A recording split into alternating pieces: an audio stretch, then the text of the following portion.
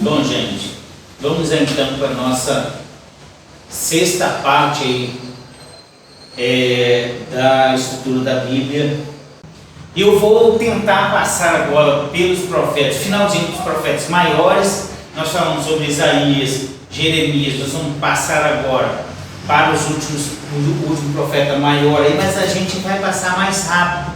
Essa parte, como os textos são mais estreitos, tem menor extensão, exceto o último profeta aí maior, a gente precisa considerar algumas coisas.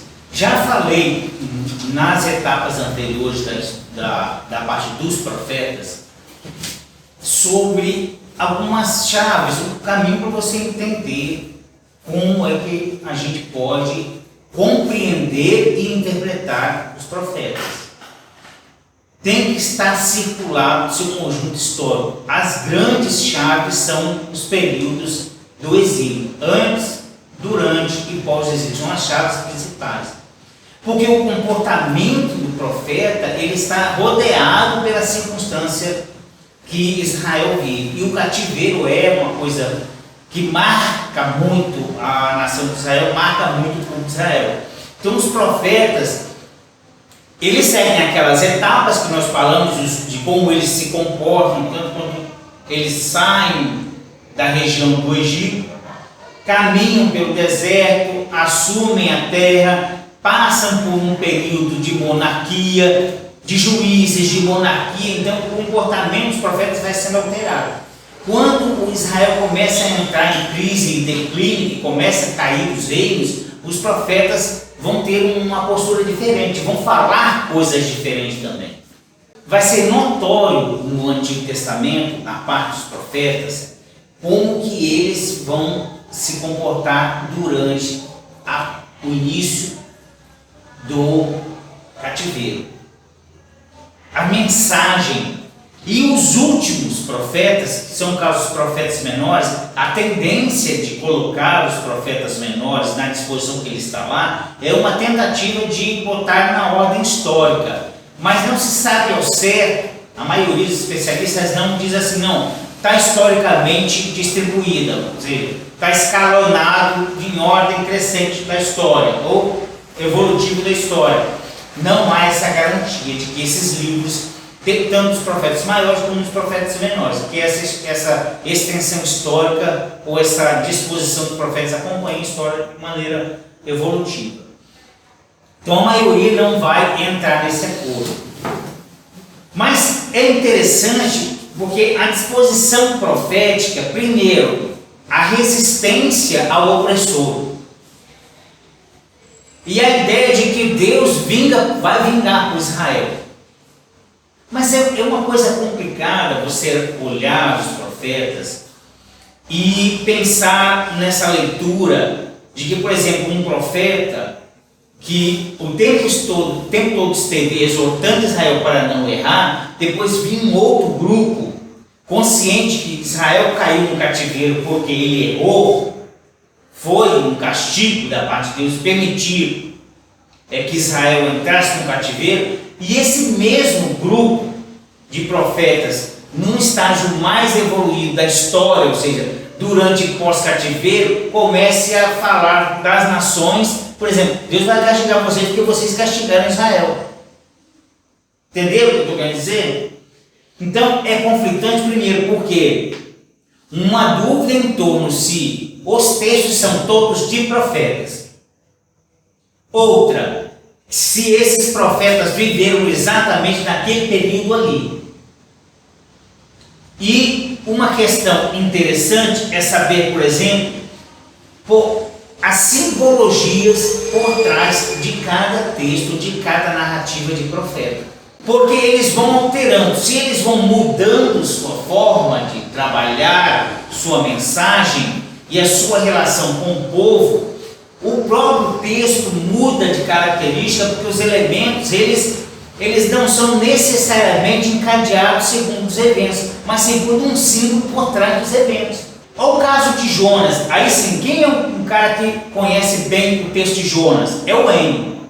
O Hemingway fez trabalhos, traduziu Jonas, o texto do profeta Jonas ali, e fez um trabalho específico sobre a narrativa de Jonas e tal. E existe uma interrogação sobre Jonas, sobre a simbologia de Jonas, essa narrativa não histórica, mas um tipo de novela, mas não uma narrativa histórica. E alguns usam, inclusive, as interpretações do Novo Testamento em torno do próprio texto de Jonas. Por exemplo, de que, olha, do mesmo jeito que Jonas ficou na barriga da baleia por 3 dias e 3 noites, esses 3 dias e 3 noites não acontecem. Mas é uma simbologia por trás do texto. O texto seria simbólico também. Então existe essa especulação por trás do texto e existe uma série de motivos para se pensar dessa forma. Uma é a leitura, é o elemento literalístico por trás da leitura do texto dos profetas. Quando você chega ali e lê o texto do profeta e vê suas falas, como vê a fala do Abacuque, como vê a fala do Ageu, do Zacarias, que você lê o texto ali, você está pegando um texto sincronizado, um texto fechado, articulado, todo trabalhado e colocado ali. Não passa pela cabeça o processo pelo qual o texto do profeta passou, nem como foram unificados os fragmentos desse texto para ele virar aquela obra toda ali. Lembram do texto de Isaías que eu falei que ele é fragmentado? Isaías, ele tem um primeiro, segundo e um terceiro, o deutero, o proto, o trito Isaías. Pois é, não são de mesma época, então eles foram de certa forma trabalhados e sincronizados em algum momento. Essa sincronia do texto ela é trabalhada de forma que o texto desenvolva um encadeamento lógico. E esse encadeamento lógico é o que nós temos na mão para ler. Então nós somos levados a ler o texto conforme a pretensão da sincronia que está por trás do texto. Mas compreender o texto segundo os seus elementos estruturais diacrônicos. O que são os elementos estruturais diacrônicos? São os fragmentos com os quais os textos vai sendo formado. Esses fragmentos, em algum texto, ele está claro, outros não, mas nós vamos encontrar livros de especialistas dizendo, olha, essa parte do capítulo tal ao capítulo tal, ela refere-se a esse período e está aludindo a tal evento ou a tal situação. Aquela parte ali, ela deve ser compreendida segundo aquele momento que a análise diacrônica colocou o texto. Entenderam? Vamos tentar de novo explicar para vocês. Nós temos um elemento sincrônico do texto, que é essa versão final que nós temos aí. E nós temos um elemento diacrônico, que é o quê? É aquele conjunto de partes que, depois de desmontadas, elas vão ser encontradas dentro de um momento específico da história. Aquela primeira parte de Isaías, aquela segunda e aquela terceira, por exemplo.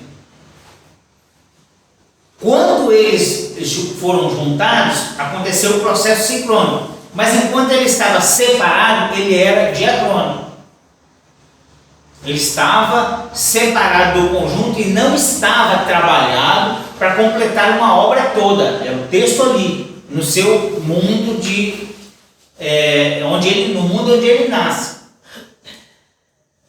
A compreensão interpretativa desse texto, ela tem que partir do princípio diacrônico. Quando nós traduzimos texto, a gente faz sincronia do texto. Quando a gente faz o processo de interpretação, de tradução. Só que, por exemplo, nós não temos acesso aos fragmentos. Nós não temos. Alguns nem existem mais. Porque essas Bíblias são, parte delas vinha do século X, outras foram trabalhadas em conjunto com a Septuaginta, que é do século II, mas nós não temos esses fragmentos mais. Nós só temos conhecimento sobre eles e uma análise de desfragmentação desse texto segundo uma lógica temporal, que a gente entende, então vamos arrancar essa parte aqui, colocar ela nessa época e outra nessa época. Mas o que nós temos hoje? Nós temos o texto grego ou hebraico já sincronizado. Então, o acesso a fragmentos antigos nós não temos. Então, nós vamos fazer o quê? Já que nós não temos, qual é a ferramenta que nós temos? Texto do século X, depois de Cristo, e a Septuaginta, que são os materiais mais antigos. Então, a Septuaginta é em que língua que está escrita? É o grego. É um texto do Antigo Testamento no grego. Entenderam? Aí você fala assim, mas Belo, o texto grego, ele não é hebraico, e os textos da Bíblia, do Antigo Testamento, foram escritos em hebraico. Mas não existe, gente, não existe textos anteriores a Cristo completos em hebraico. Então, os textos mais antigos, não existem textos completos, né? Os textos mais antigos estão na Septuaginta. Ela é um encontro de versões bem mais antigas do século II e século III a.C. Então, textos em hebraico do século II e século III a.C. foram lidos pelos tradutores do texto grego, da Septuaginta, e foram reproduzidos em grego. Então, transitou de uma língua para outra, mas foi acessado um texto muito antigo, que nós não temos ele mais nas mãos. Por isso que a Septuaginta é um texto interessante para ser lido. O outro texto em hebraico é um texto massorético, do século X para o século XI, depois de Cristo, do Antigo Testamento. Estão entendendo? Então, o acesso a essas fontes, que nós temos, que a Septuaginta nós temos aí, o texto massorético nós temos também. Só que já estão todos o quê? Sincronizados. Então, eu analiso o trabalho de especialistas quando eles separam do ponto de vista temporal cada uma dessas obras, inclusive os profetas, e trabalho elas ali. Se eu quiser fazer um trabalho de exegese de cada profeta desse. Aí você fala assim, Belo, é um trabalho difícil de fazer. Se fosse fácil, tinha teólogo até dentro dos açougues. Não é fácil, mesmo. Não é. Não é para qualquer um, não é. Por isso que a gente fica esses anos aqui. Então, é difícil? É, mas é impossível? Não. Não é. Não é impossível fazer. Só precisa de dedicação. O grande problema nosso é que a maioria dos crentes não gostam de ler. Não gostam de ler. Então, o fato de não gostar de ler acaba criando aí uma barreira muito grande entre conhecer a Bíblia e a exposição da sua própria mensagem. Bom, então nós vamos fazer o seguinte, aí eu vou fazer agora aquele exercício que a gente sempre faz, que é a leitura de cada um dos profetas, a base dele, e à medida que vamos falando também vamos explicando alguma coisa, mas vamos tentar fazer mais corrida para a gente fechar nesse encontro os profetas, para na próxima aula a gente já começar a parte do Novo Testamento. Então vamos lá, vamos olhar nosso quadrinho aí. Bom, vamos lá. Então nós vamos primeiro aí, o texto de Lamentações, porque nós paramos na parte de Jeremias, né? Aí nós temos aqui o Lamentações, que é um adendo do texto de Jeremias, segundo a tradição. E nós temos o Daniel. Entendeu? Vamos falar de um por um. A parte de Lamentações, na tradição hebraica, é o sexto livro dos Escritos, ok? Não entra nos profetas. Só entra na divisão de profetas na nossa tradição cristã. Então não entra na tradição hebraica. É por isso que eu recomendo, quando vocês estudarem sobre isso, eu já falei para vocês, não falei na aula anterior, e vou falar agora também sobre essa questão de o que está no cano, que está na nossa divisão, que está na divisão da Bíblia hebraica. É interessante observar. Quando vocês pegarem no final dessa matéria, eu espero que a gente consiga chegar nessa parte, quando fala de teorias e métodos de interpretação dos textos sagrados, nós temos uma parte lá que fala sobre consulta às tradições judaicas e uma análise canônica. São duas análises, critérios de análise de texto que leva em consideração o que a tradição judaica pensa e o que a tradição canônica pensa. Então, quando eu leio Lamentações, eu não posso pensar só nas tradições cristãs. Quando eu coloco, por exemplo, Lamentações como um adendo de Jeremias, eu preciso entender que a tradição judaica não coloca isso entre os profetas, coloca isso entre os escritos. Por qual motivo? Por que eles não colocam entre os profetas? Por que a tradição rejeita isso como um dito profético? Entenderam o que eu estou querendo dizer? Então é um critério que precisa ser pensado na hora de você traduzir e interpretar o texto.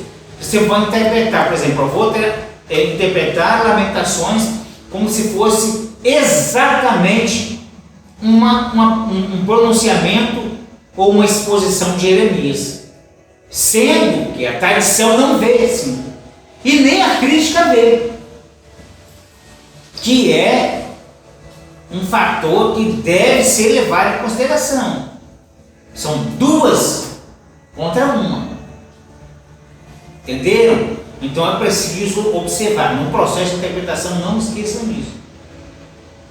É o trabalho de vocês, teólogos, interpretar o texto bíblico. É o trabalho de vocês. Pois bem, vamos lá. Então, é composto por 5 menções à destruição de Jerusalém, atribuídas pela Septuaginta e a Vulgata ao profeta Jeremias. A gente não sabe necessariamente qual é o vínculo desse grupo de judeus com a tradição judaica. Nós não sabemos exatamente. Entendeu? A gente sabe que era cerca de 70. Por isso o nome Septuaginta. Entendeu? A LXX. As primeiras 4 são alfabéticas, quer dizer, as primeiras 4 menções. A composição não pode ser atribuída a um único autor. É o que a crítica leva em consideração. Não foi um único autor quem fez a exposição de Lamentações. Deve-se levar em conta que é da época exílica. Então, é do período de exílio. E deve ser considerada dentro desse contexto. A Jeremias está por ali, está perto. Início, das quedas e início do exílio. Aí sim, agora nós temos aí o texto de Daniel. Já falei sobre Daniel com vocês, né? Já fizemos algumas alusões sobre Daniel, que está entre o quarto dos profetas maiores para o cânon cristão e está entre os escritos do cânon judaico. No cânon judaico ele é o 9º lá, entenderam? Olha aqui, não está entre profetas. Já falei isso antes, vou repetir para vocês. No cânon judaico, Daniel não está entre os profetas, está entre os escritos. E a própria crítica também vai levar em consideração Daniel não ser profeta por causa do estilo literário. Então nós temos o texto canônico que envolve 12 capítulos. Seus escritos são em hebraico, o capítulo 8 até o 4, no versículo 12, e uma parte em aramaico, capítulo 2, versículo 7. Mas, por exemplo, na parte do capítulo 3, do versículo 24 até o 90, não está em aramaico. É um deuterocanônico grego. Tá? E os capítulos finais, do 13 e 14, também são deuterocanônicos. E nós, na nossa Bíblia cristã, na Bíblia protestante, não há essa parte. Entenderam? Belo, Dragão, Susana, essa parte não está na nossa Bíblia protestante. Mas no texto católico você vai encontrar lá. Entendeu? Que é o acréscimo deuterocanônico. Não há concordância em classificá-lo como profeta, porque seus escritos possuem semelhança com os escritos apocalípticos. O livro pretende contar a vida e as visões de Daniel, prisioneiro em Babilônia, por volta de 605 a.C., sob o domínio de Nabucodonosor. Na primeira parte de Daniel, o livro narra várias aventuras do personagem Daniel e de seus 3 companheiros. Algumas coisas vão ficar completamente fora daquilo. Vocês já devem ter ouvido muita pregação de Daniel. Daniel associado com profecias de Joel. Naquele tempo, os seus velhos tendo visões, sonhos. Vocês vão ver muitas associações, tá? com profetas e visionários. E mistura com o texto apocalíptico, não encaixa muito bem. Aí sim, Daniel e seus 3 companheiros, o sonho de Nabucodonosor explicado por Daniel, capítulo 2, os 3 jovens na fornalha, capítulo 3, o acréscimo deuterocanônico contendo cânticos de Azarias e dos 3 jovens, a loucura de Nabucodonosor, no capítulo 4, o banquete de Beltesazar, no capítulo 5, e Daniel na cova dos leões, no capítulo 6. A segunda parte, do 7 ao 12, expõe 4 visões de Daniel em sonho, com a devida interpretação, e constitui a seção apocalíptica do livro.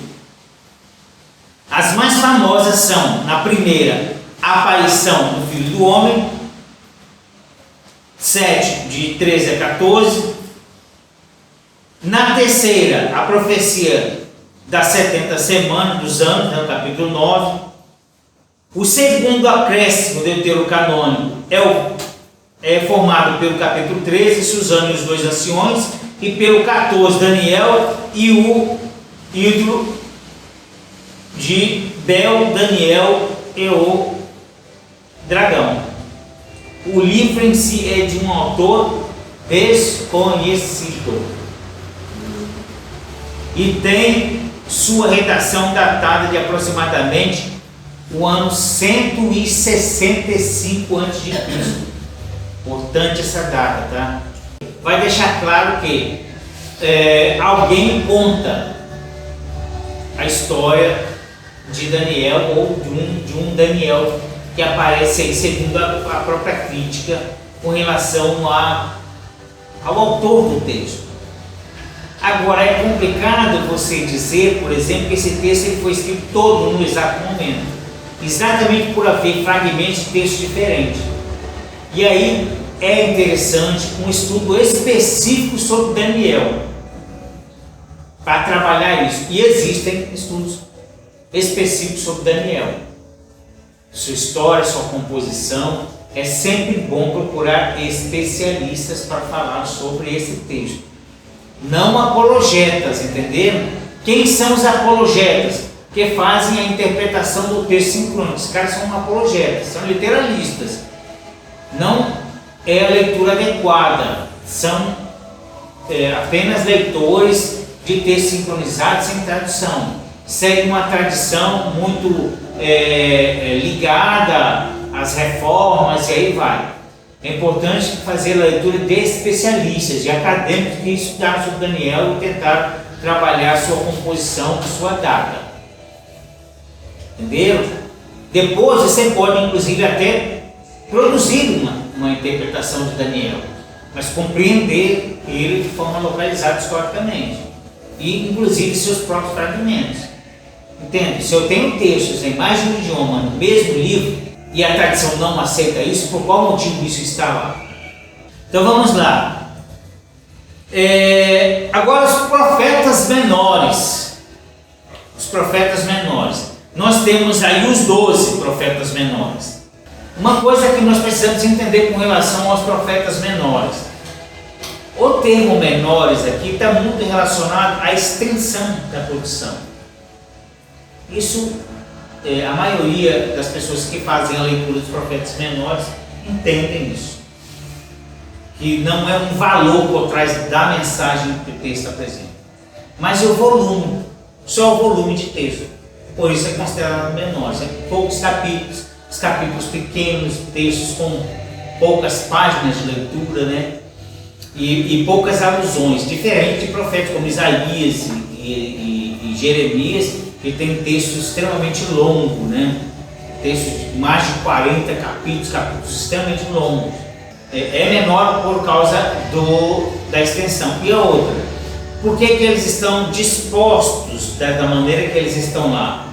É uma tentativa de colocar eles organizados de acordo com a evolução histórica.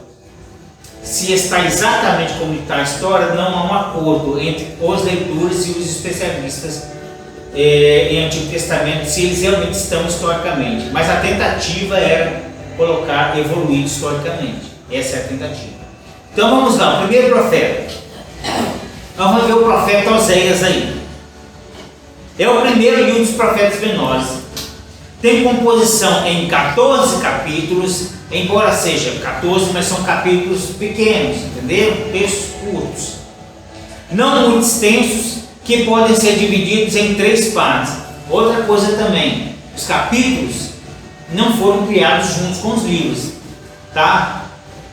Então, quem escreveu o texto, quem sincronizou o texto de Oséias, não colocou capítulo. O capítulo é colocado depois de Cristo, depois do século X. Aí eu vou falar para vocês, entendeu? Nós vamos chegar nessas datas lá, como capítulo, versículo, como isso foi trabalhado, entenderam?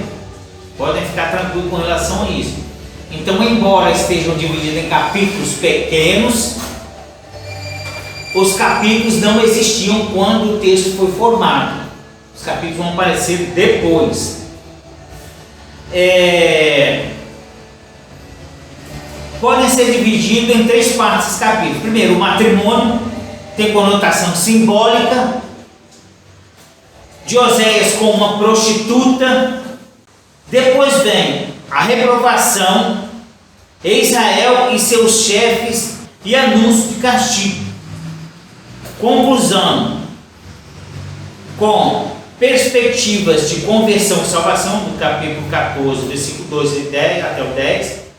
O ponto alto do livro é a profissão de amor de Deus por Israel e a promessa de perdão, está no capítulo 11, é o ponto alto. Oséias viveu na mesma época de Isaías, por volta do século 8 a.C.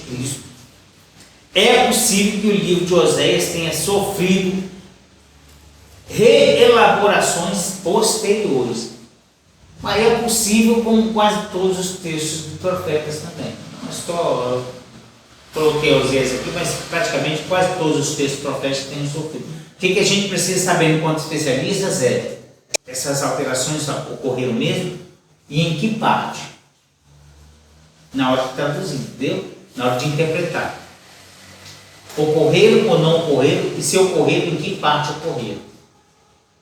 Aí o profeta Joel é o segundo entre os profetas menores, é composto de 4 capítulos e ele contém 12 núcleos literários, 8 na primeira parte, que vai do capítulo 1 ao 2, e 4 na segunda, que vai do capítulo 3 até o 4. Até agora não existe nenhuma explicação geralmente admitida para o caráter dual do livro de Joel.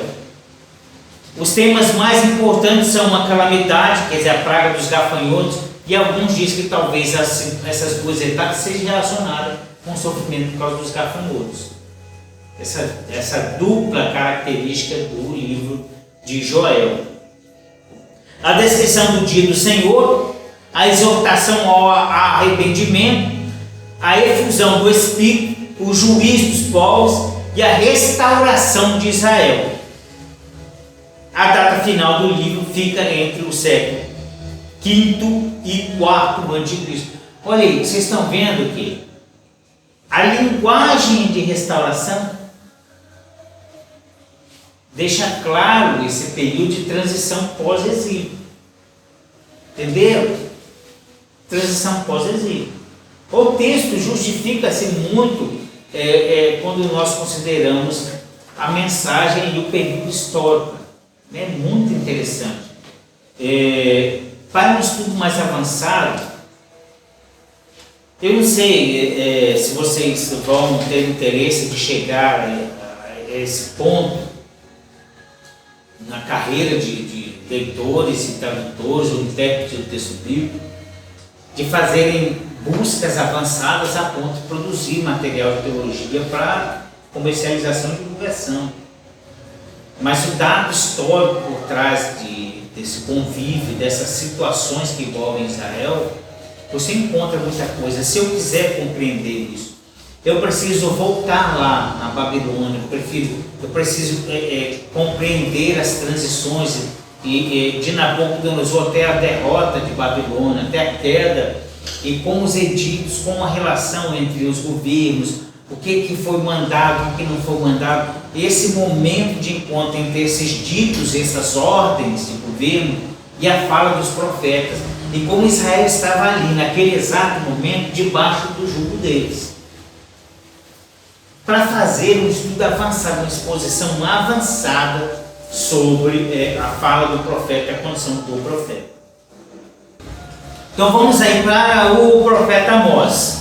Terceiro dos profetas menores, é composto de 9 capítulos, distribuído da seguinte forma. Aí vem as ameaças contra as nações e contra Israel, do capítulo 1 até o capítulo 6. 5 visões, capítulo 7 até o 9, verso 10, é a promessa de restauração e de retorno dos exilados. Está vendo o contexto? Vai do capítulo 9, versículo 11 até o versículo 15. Os pontos fortes do livro são a vocação do profeta, capítulo 3 até o 8, o anúncio do dia do Senhor, capítulo 5, verso 18 até o 20, e as investidas contra o luxo da Samaria, contra a injustiça social, né?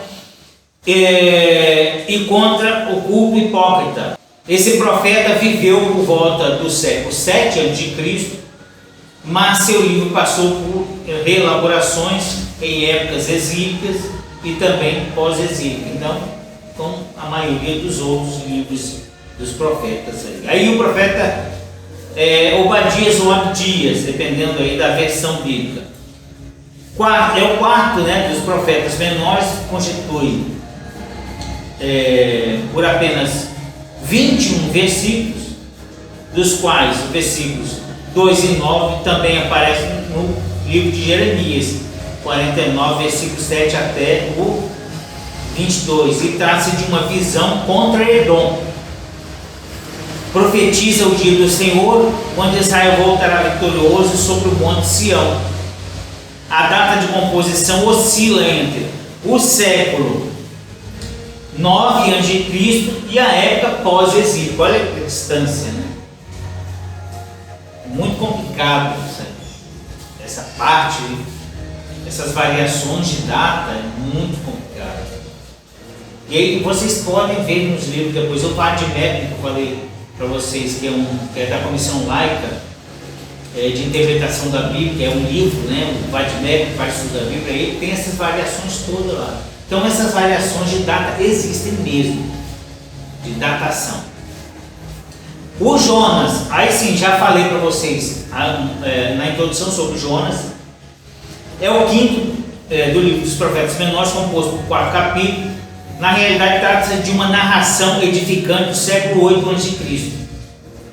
Jonas aparece como um enviado de Deus para anunciar o castigo de Nínive, que foge de sua missão pelo mar é engolido por um peixe e depois vomitado na praia. Depois ele vai à cidade de Nínive, prega a mensagem, o povo se arrepende e é perdoado. E ele não gosta disso, né? Com isso o profeta fica desiludido. A crítica literária e a crítica da fonte encontram várias incidências com relação à compreensão do texto de Jonas, dentre elas a interpretação simbólica e não necessariamente um texto narrativo ou um texto narrativo histórico. Agora, o livro de Miqueias é o sexto dos profetas menores, composto de 7 capítulos, e pode ser dividido em 4 partes, que envolvem ameaças e promessas a Israel, em parte datáveis do tempo do profeta, segunda metade do século 8 a.C., em parte da época exílica e pós-exílica também. O livro contém a famosa profecia relativa a Belém, do qual sairá o Messias, no capítulo 5, versículo 1 até o 3, e a síntese do que Deus pede ao homem, capítulo 6, versículo 8.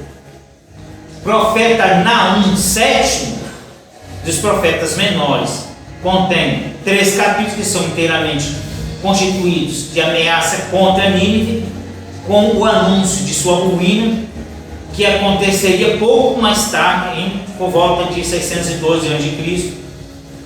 Desse mesmo período há outros profetas que são dos primeiros tempos de Jeremias, né? Naum, Sofonias, Abacuque, cuja pregação se destacou sobre o pano de fundo da queda de Azur e Nínive também, por volta de 612 a.C., que antes mantinham sob seu domínio o Oriente Próximo. Texto de Abacuque, então, é o oitavo dos profetas menores, composto de 8 capítulos, que contém em sua primeira parte, capítulo 2 e 4, um diálogo entre o profeta, que lamenta a violência dos caldeus, permitida por causa da impunidade dos ímpios, e Deus que proclama que o justo viverá de sua fidelidade, capítulo 2, versículo 4. E a segunda parte é composta por 5 ataques contra os opressores, no capítulo 2. E a terceira é a lamentação do profeta ao Senhor, que triunfará sobre o ímpio, capítulo 13. A data aproximada da composição é provavelmente a data de Jeremias, entre os séculos 7 e 6 a.C. Sofonias, entre os profetas menores, ele é o nono, conforme uma indicação com a qual se abre o seu livro breve, né? Um livro bastante curto, né? É possível que suas profecias estejam no período do rei Josias, segunda metade do século 7 a.C. Os 3 capítulos do livro tratam de uma temática muito comum, que é o dia do Senhor, capítulo 1, versículo 2 até o 3, oráculos contra as nações, capítulo 2, versículo 4 até o 15, oráculos contra Jerusalém, capítulo 3, versículo 1 até o 8, promessa de conversão dos povos e retorno do resto de Israel, capítulo 3, versículo 9 até o 20. O tema do dia do Senhor, já presente também em Amós, é expresso no capítulo 1, versículo 14 até o 18. Profeta Ageu é o 10º profeta dos menores, possui 2 capítulos e são escritos em prosa. Contém 4 discursos que teriam sido pronunciados no ano 520 a.C. Não é comum colocar essas datas, mas pelos cálculos, né, chegou-se a essa data aí. Mas não é uma coisa muito precisa isso não, tá?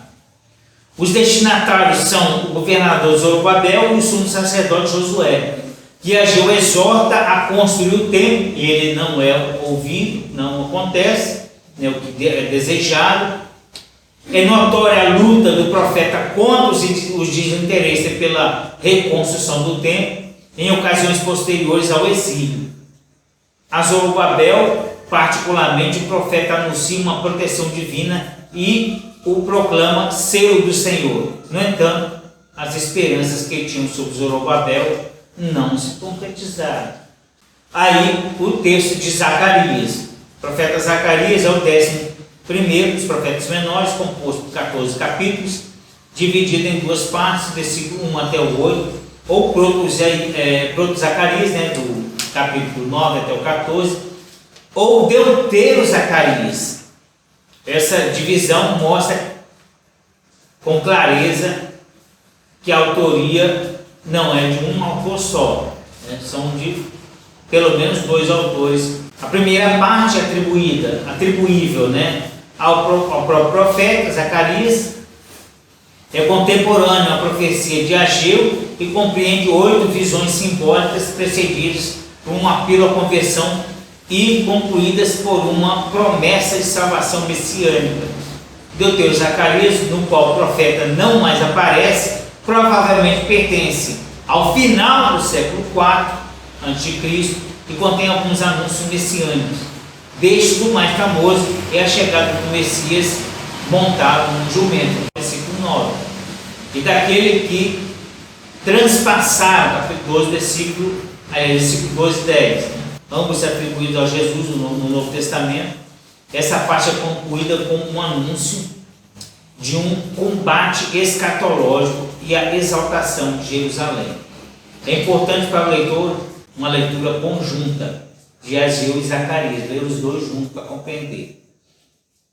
É importante vocês considerarem aqui essa leitura messiânica dele, porque, embora não cite o nome de Jesus Cristo, que é o Messias, mas as alusões ao Evangelho, fazendo um retorno lá ao Jesus Cristo montado num burrinho, isso aparece nos Evangelhos. Isso aí é uma tática teológica do Novo Testamento, tá? Então é uma amarração que pode ser trabalhada. Aquele que vai dizer, não, isso é uma leitura associada para o Jesus Cristo, feita pelos autores do Novo Testamento. Mas foi eles que fizeram, não foi você. Então você vai fazer o quê? Considera essa leitura do texto. Entendeu? Que é uma leitura teológica de vínculo das profecias do Antigo Testamento para a figura do Jesus Cristo, considerando passagens de Jesus Cristo, principalmente a do jumento lá, e a ideia de transpassaram com uma lança, aquela coisa toda lá. E aí o 12º profeta Malaquias, é o 12º dos profetas. Então Malaquias é composto por 3 capítulos. É provável que a data remonte ao século V a.C.